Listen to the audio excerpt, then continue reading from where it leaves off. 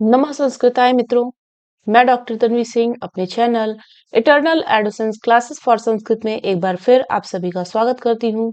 आज की क्लास में हम एक बहुत ही महत्वपूर्ण टॉपिक लेकर आए हैं जिसका नाम है काव्य। तो आज की क्लास में हम काव्य का सामान्य परिचय देखेंगे। यहाँ पे काव्य की व्युत्पत्ति देखेंगे, काव्य किसे कहते हैं, काव्य कितने प्रकार के होते हैं। तो यहाँ से भी अगर आप पेपर को पलटेंगे तो आप देखेंगे कि यहाँ से भी 2 से 3 प्रश्न बन जाते हैं और हम जो है सामान्य परिचय नहीं पढ़ के जाते हैं तो ये सब चीजें हमसे गलत हो जाती हैं। तो ये टॉपिक आज आपका एकदम क्लियर हो जाएगा। तो काव्य का सामान्य परिचय देखेंगे आप तो आपको ये पता चलेगा कि अरे हाँ, यहाँ से भी तो बहुत सारे प्रश्न बन ही जाते हैं और बहुत सारे लोगों से ये प्रश्न गलत हो जाते हैं। तो चलिए आज की क्लास को स्टार्ट करेंगे। अगर आप हमारे चैनल पर नए हैं तो हमारे चैनल को जरूर सब्सक्राइब करिए ताकि आगे आने वाली वीडियो की नोटिफिकेशन आपको आसानी से मिल जाए। इस समय हम इस टाइप के जितने भी टॉपिक है, काव्य का सामान्य परिचय, गद्य साहित्य का सामान्य परिचय, साहित्य समीक्षा के जो भी जितने भी सिद्धांत हैं, नाटक का सामान्य परिचय, तो ऐसे ऐसे टॉपिक लेकर आ रहे हैं जहां से प्रश्न बनते हैं और बहुत सारे स्टूडेंट से ये सब टॉपिक छूट जाते हैं। तो चलिए स्टार्ट करते हैं आज की क्लास को। तो आज का टॉपिक है काव्य।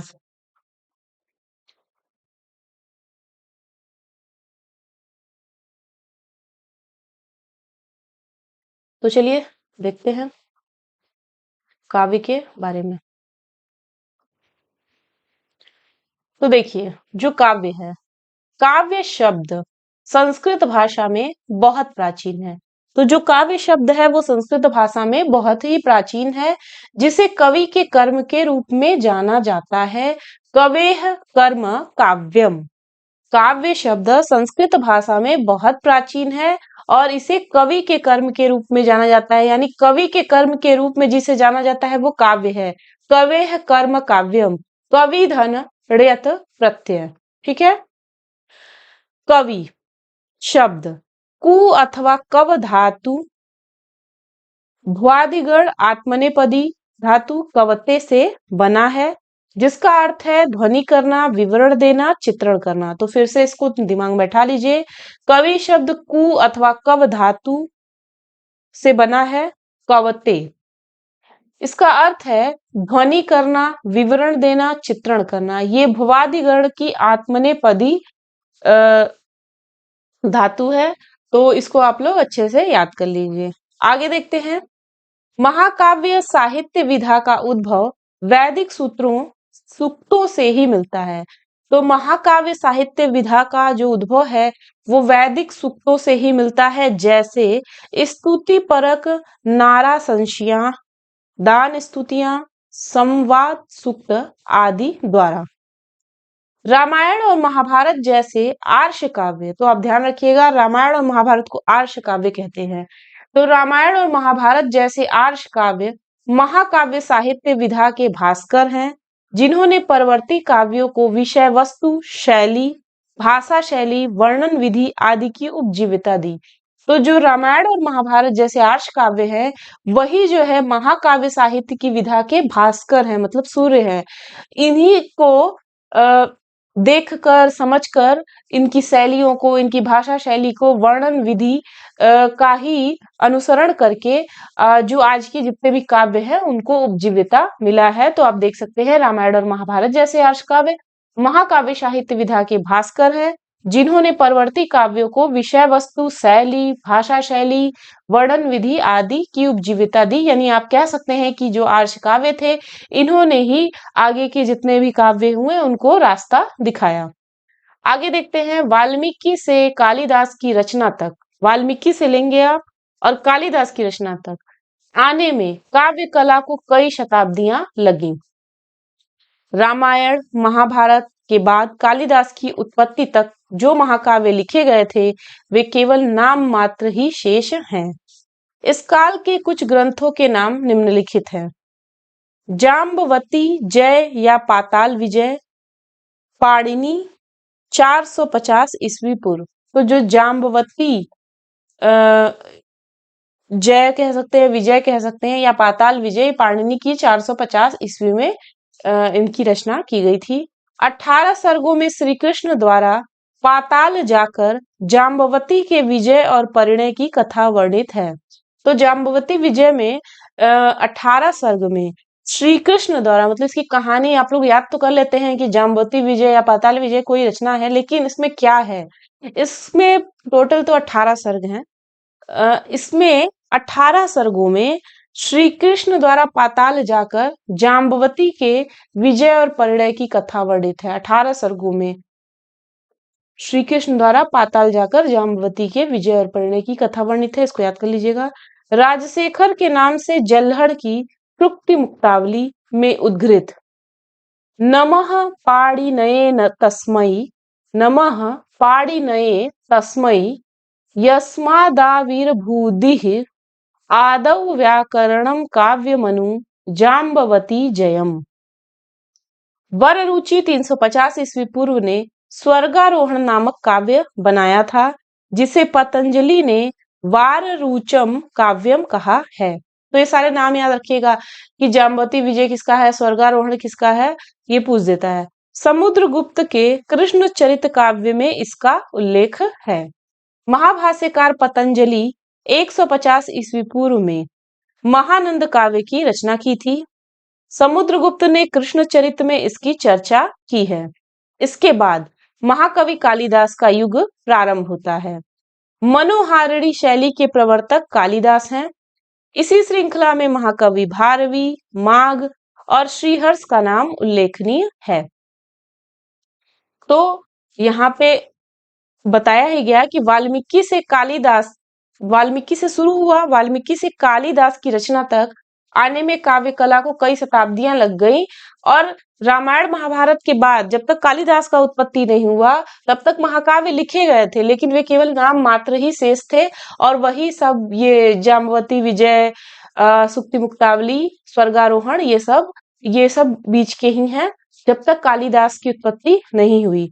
फिर जब कालिदास का युग प्रारंभ हुआ तो मनोहारिणी शैली के प्रवर्तक कालिदास को कहा गया, और उन्हीं के बाद से श्रृंखला में शुरू हुए भारवी, माघ, श्रीहर्ष।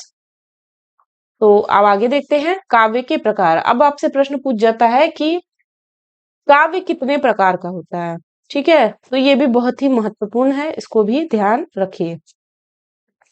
तो देख सकते हैं काव्य के मुख्यतः दो भेद होते हैं। तो काव्य के कितने भेद होते हैं, काव्य के दो भेद होते हैं। कौन कौन से, श्रव्य और दृश्य काव्य, ठीक है। तो काव्य के कितने भेद होते हैं, श्रव्य और दृश्य काव्य। अब हम बारी बारी श्रव्य को देखेंगे, फिर दृश्य को देखेंगे। तो चलिए काव्य का वर्गीकरण देखते हैं। श्रव्य,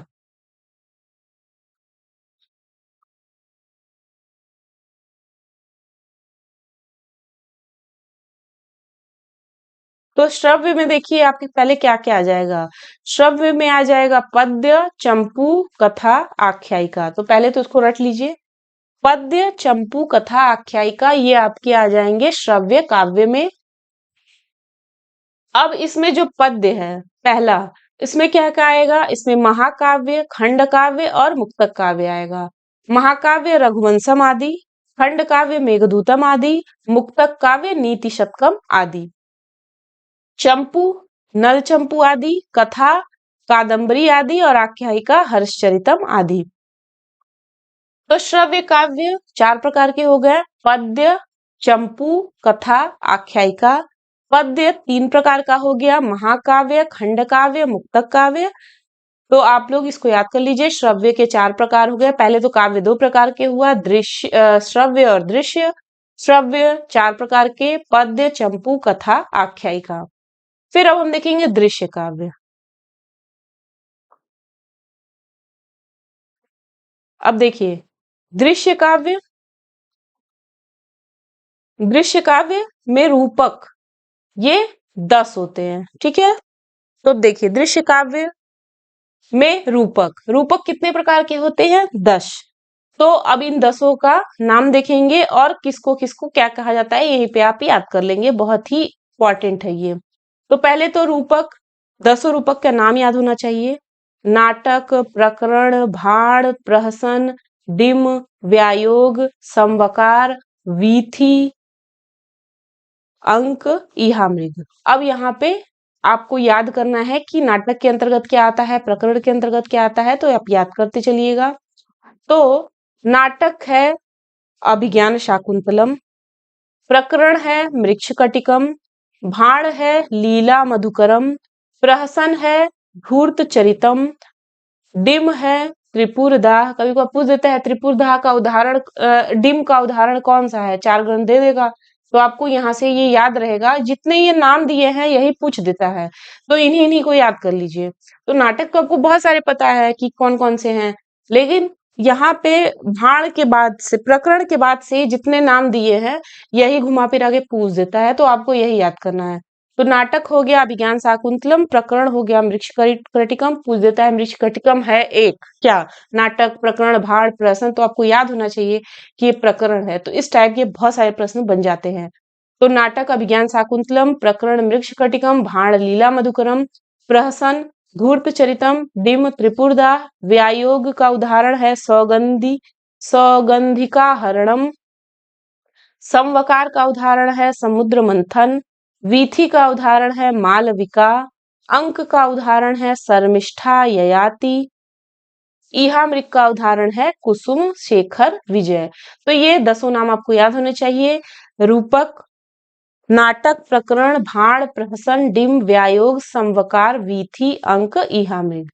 फिर आते हैं उपरूपक। उपरूपक होते हैं 18, इनकी संख्या होती है 18। इनका नाम आपको याद होना चाहिए, तो आप देख सकते हैं। पहला है नाटिका, दूसरा है त्रोटक, तीसरा है गोष्ठी, चौथा है सट्टक, पांचवा है नाट्य रासक, छठवां है प्रस्थानक, सातवां है उल्लास्य, आठवां है काव्य, नौवां है प्रेंखण, 10वां है रासक, 11 है संलापक, 12 है श्री गदित, 13 है शिल्पक, 14 है विलासिका, 15 है दुर्मल्लिका, 16 है हल्लीस, 17 है प्रकरणिका और 18 है भड़िका।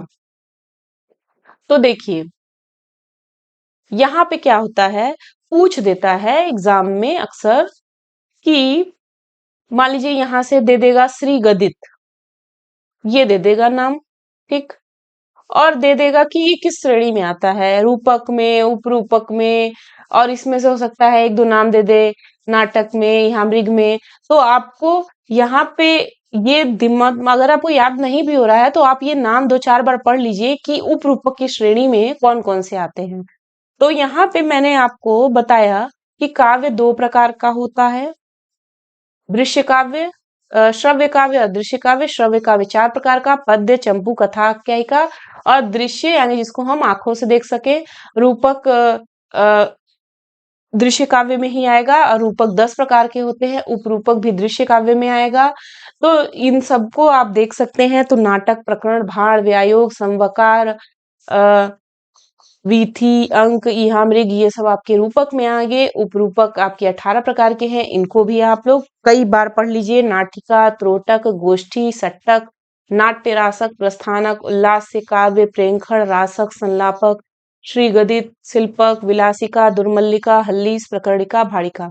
देखिए जब हम नाटक का सामान्य परिचय लेकर आएंगे तो उसमें ये सारे को बताएंगे कि नाटक क्या होता है, प्रकरण क्या होता है, भाण क्या होता है, रूपक को भी बताएंगे, उपरूपक को भी बताएंगे, सबका अर्थ बताएंगे कि किसको ये क्यों कहा जाता है या इसमें क्या होता है।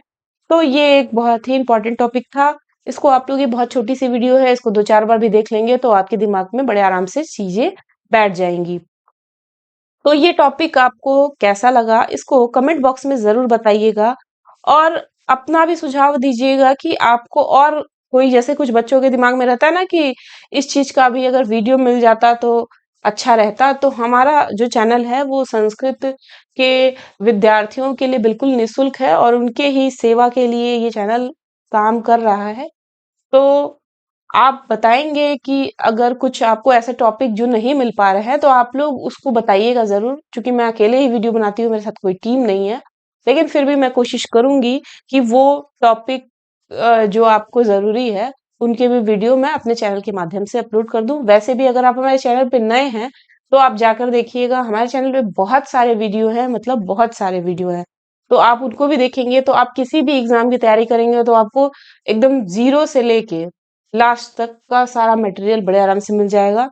पहले के बहुत सारे वीडियो हैं, कुछ नए वीडियो हैं, तो स्टार्टिंग के वीडियो में कुछ कमियाँ होती हैं, लेकिन आप धीरे-धीरे देखेंगे कि तो अब जैसे-जैसे मैटर मिलते जा रहा है, या इकट्ठा होते जा रहा है, तो वीडियो की क्वालिटी में काफ़ी ही इम्प्रूवमेंट है, तो आप लोग उसको भी देख लीजिएगा। पुराने वीडियो में बहुत सारी चीज़ें हैं। तो मिलते हैं एक नए टॉपिक के साथ, तब तक के लिए नमः संस्कृताय, धन्यवाद।